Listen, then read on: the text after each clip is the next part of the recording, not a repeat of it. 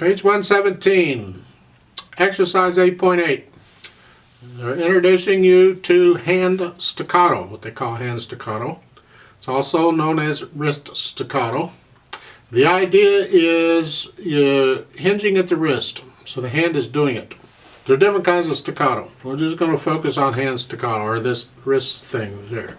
And all I'm doing is just, it's used a lot in chords, because if it were to one note, you could use finger staccato.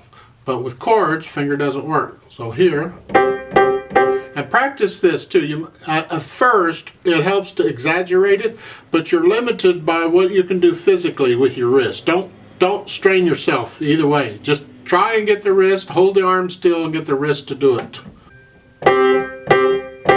And bounce off the key.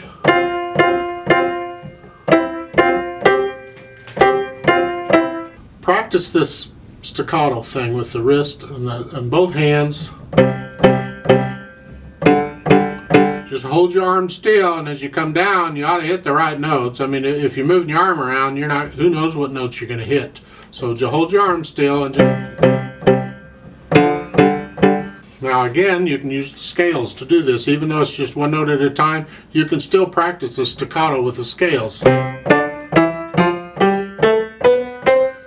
Moving around a little bit there, that's fine, because sometimes when you use the staccato you have to move around a little bit, so there's nothing wrong with that. I do want to point out in this exercise though that they are putting an accent at the first of each group of notes. They're preparing you for what's coming on the piece that's coming up, so go ahead and practice that accent. Just give it a little extra oomph, not a lot, just a little.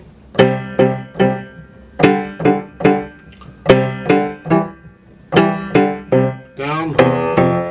If you look at the third measure of each of these, you're moving around. Same fingers, but you got to go up or down a note. At first, you're going to have to look at the keyboard and see what you're doing. You may have to go really, really slow. Move, move, and then, but eventually you want to speed it up. What I do is with any chord that I'm playing and I'm moving around is I aim one finger. I don't care which finger, I'll use the thumb. If I leave my hand in that position, the little finger should do what it's supposed to do.